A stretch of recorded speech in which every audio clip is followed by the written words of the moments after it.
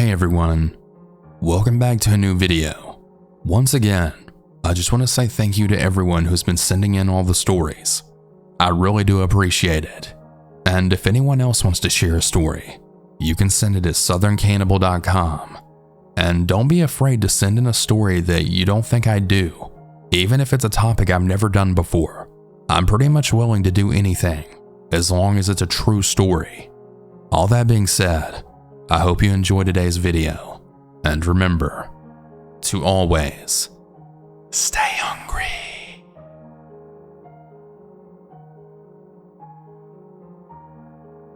So I want to begin by saying this is not as scary as some of the other stories you may have heard, but this experience I still think about to this day. So this happened to me and 3 of my friends, which I'll refer to as C, L, and G for privacy reasons. I was the oldest of the group. I was 18, C was 17, L was 15, and G was 13. So we were all hanging out at L's house, and at around 8:15 p.m., we wanted to all go on our electric scooters we had. The electric scooters we had could go up to 16 miles per hour and had flashlights built in, which is good to know for later in the story.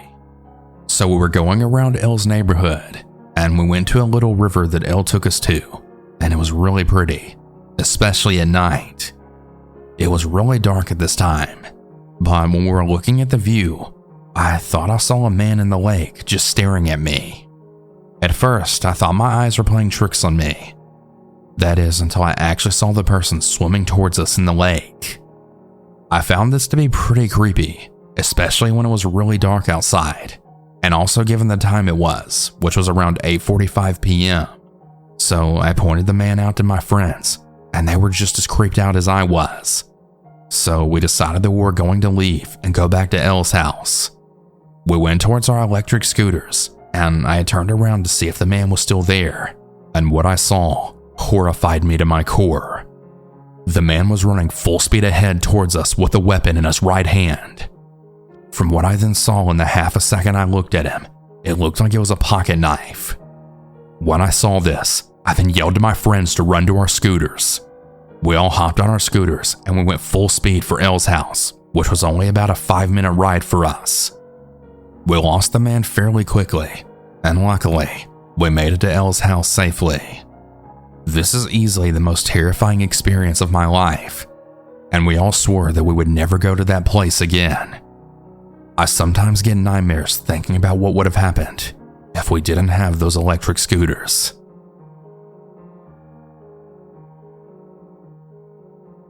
I was 14 years old when this story took place. I'm 21 now. It was mid-July, and my stepmom's side of the family was having a family reunion. Everything was normal throughout the day, but as night came, things began to get weird. This had happened at a campground. My cousins had been walking around the campground, and we were just taking in everything, when the person that was camping just a few spots over from us then approached them. He was a younger fellow, probably in his early 20s. He asked them questions about themselves and where they were staying for the night. They answered in a polite way, trying not to give him too much information. As they tried to walk away, he then followed them. They came back to the campsite with the guy still following them. Our family tried to get him to leave, but he literally forced himself within our group. As the night progressed, he began to say that he was staying with us and that this was his campsite as well. So the uncles and my father asked him to leave, due to him making all the children that were present really uncomfortable. And he did finally agree to leave after that. And I really wish it ended here, but there's more. The girls decided to go to the bathroom in a large group due to how weird that guy was acting. They all went together, but they forgot to invite me to go with them, and by the time they got back, I really had to go to the bathroom. I asked a few of my cousins to go with me, but since they had just gotten back, they didn't want to, so I decided to go on my own. As I was heading towards the bathroom, I saw the creepy guy from earlier walk out of the women's restroom. I stood there in shock because my cousins literally had just come out of there. I then turned around and ran as fast as I could back towards the campsite. I was crying, and I told all of the adults about what I had seen. My Uncle Jay ran towards the bathroom area after what he had heard, and he found the guy in the men's room. Then my uncle punched the man in the face a few times. The park police came looking for him because the guy reported it, but my uncle had actually left the campground at that point. So my father, as well as a few of the other adults, explained what was going on to the officers. Once the officers had a full understanding of everything that happened, they went and told the guy he could stay there for the night, but in the morning he had to leave. What makes this even creepier is the man was camping with his father because he had been released from somewhere. I can't really remember if it was jail or a mental institution or something like that, but wherever it was, I really feel like that guy should still be there and not be able to roam free and terrorize innocent children. So yeah, I hope I don't encounter him again. The story might not be that scary, but it sure was a creepy experience. I was 28 at the time in the summer of 2022. My husband, 2 children, and I went up to our national forest to go camping.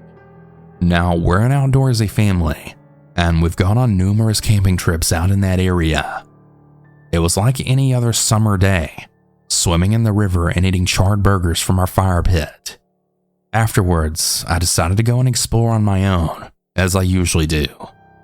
I know it's not safe, especially for a 5', 120-pound woman, but it gave me a moment to myself, and it was quite peaceful. I walked into the dirt road, and I turned around to see a boy and his dog off in the distance. Walking the other direction, I started along trying to find a nice trail to hike.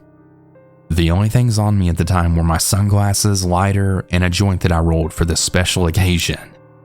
Finally, I found a nice secluded trail with trees on both sides. Perfect, I thought. As I'm walking on this dirt path, I noticed that it's getting pretty steep, but I kept going anyway. Right when I was about to light up, the boy that I saw from earlier came up from behind me, quite literally out of nowhere. I didn't even hear him coming.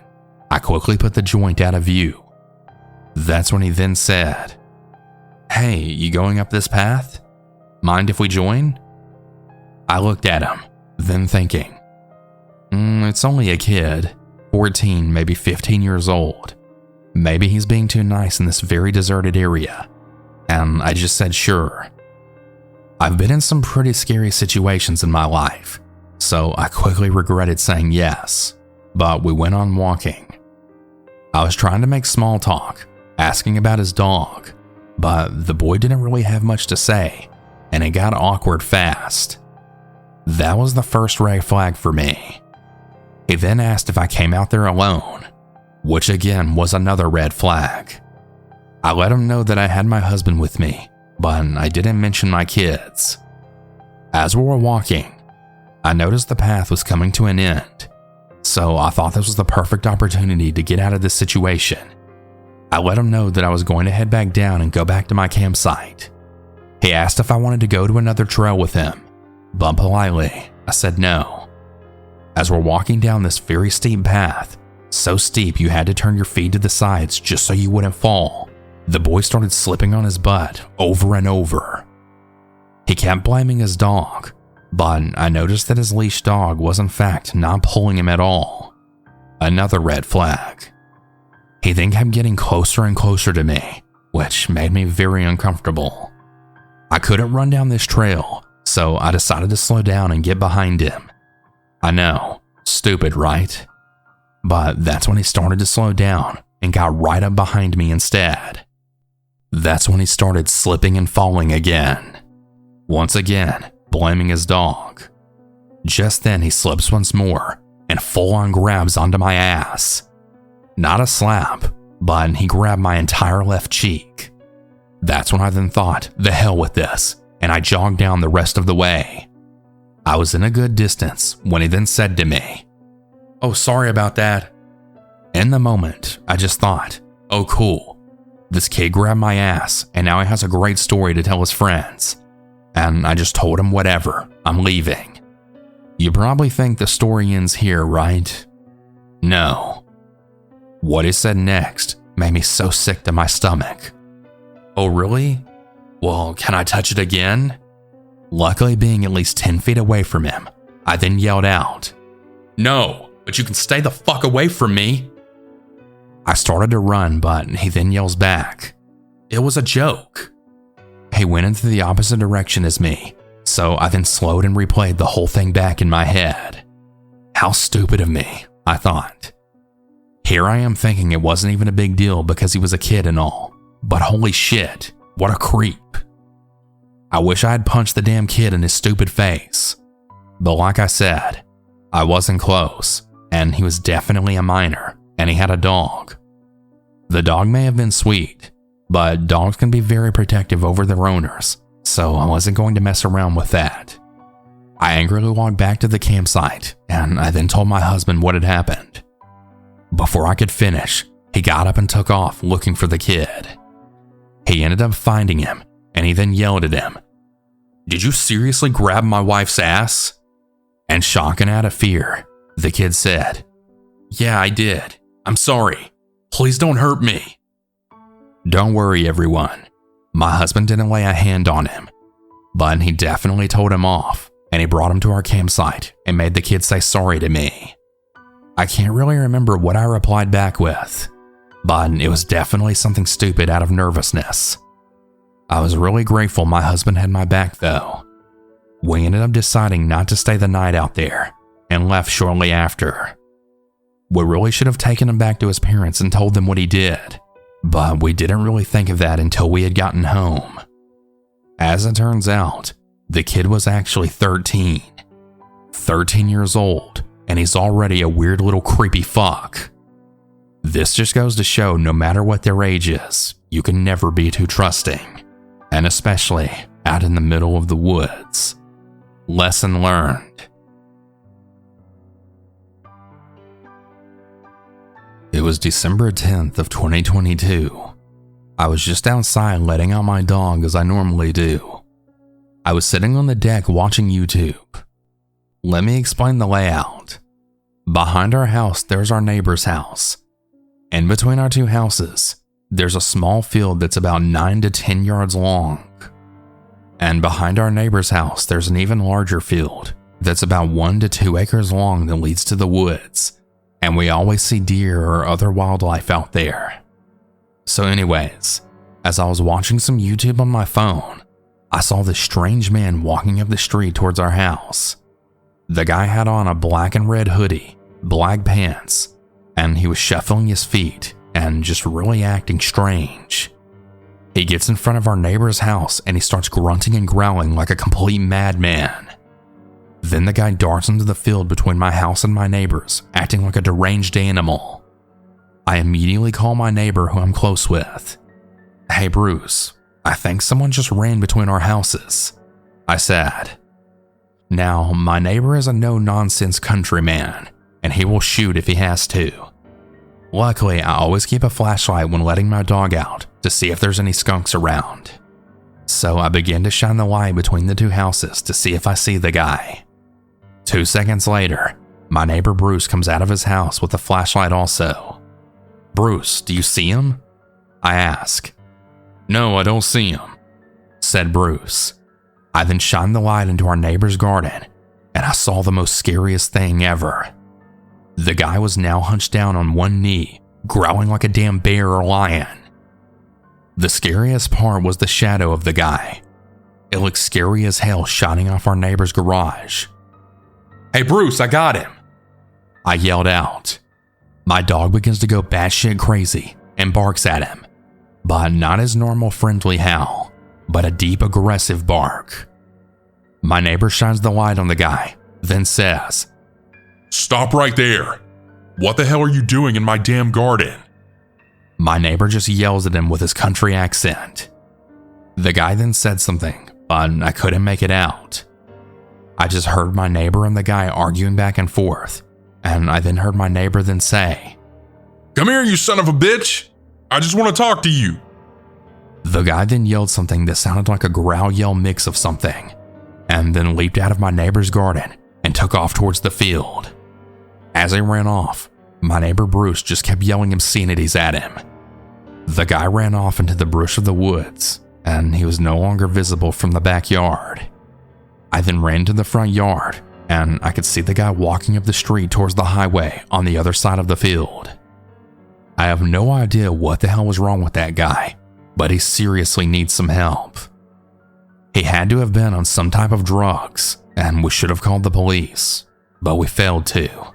Besides, in our city, the police usually are really slow, and the guy would have been long gone by the time they arrived. I'm not really worried if the guy ever comes back, because we all have the license to carry, and so does my neighbor. In conclusion, let this be a lesson for everyone who lives out in the middle of nowhere. Always be aware of your surroundings. Know your neighbors and be friendly with them.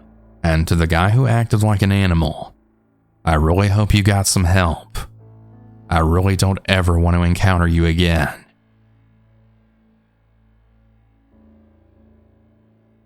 I don't think I'll ever love Christmas as much as I did before, but this happened at the age of 9. I'm 15 years old now, but I still remember it as if it was yesterday. It still sends chills down my spine to this day. It was the night of Christmas Eve. The snow was freshly fallen. The grass-green field was hidden beneath a blanket of white, as the sounds of mothers calling their children in could be heard outside. I was in bed watching the snow come down. I tossed and turned in bed, and I was absolutely thrilled for Christmas. Every kid was, right? That night, I woke up to hear a faint tapping on my window. Each tap got louder and louder. I bolted up from my bed, looking into the forest that stood in isolation as fog enclosed it. I'd always been terrified of that forest ever since I moved in. It always gave me an eerie vibe. The next thing I saw will send cold shivers down your spine. I saw a middle-aged man wearing the color of red, Santa's costume. He was also wearing an old rundown Santa hat. He reached in his bag of presents and he took out a beautiful Christmas ornament, shaking it at me. I pressed my hands on the window, admiring the beauty of it. At the time, I really believed that was Santa. Oh, how dumb I was. I then opened the window to climb out, following the person that held the ornament deep into the forest. I started to shiver as the cold wind brushed across my body harshly. I walked through the snow, hugging myself as my feet were constantly buried into the snow. "Santa, where are you? I'm getting cold," I said quietly. I don't know why I followed him.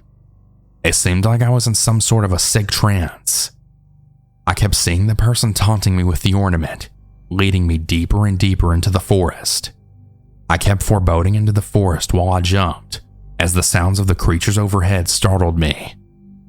I found myself standing in the forest. Everywhere was dark, everywhere, except for the bright light coming from the moon. I couldn't bear being outside in that cold any longer. It seemed like the wind itself was taunting me as it pushed and pulled me. I turned and I tried to find my way back home. Suddenly, I then heard bells ringing and footsteps coming towards me. I looked behind me to see the man dressed as Santa Claus sprinting full speed towards me.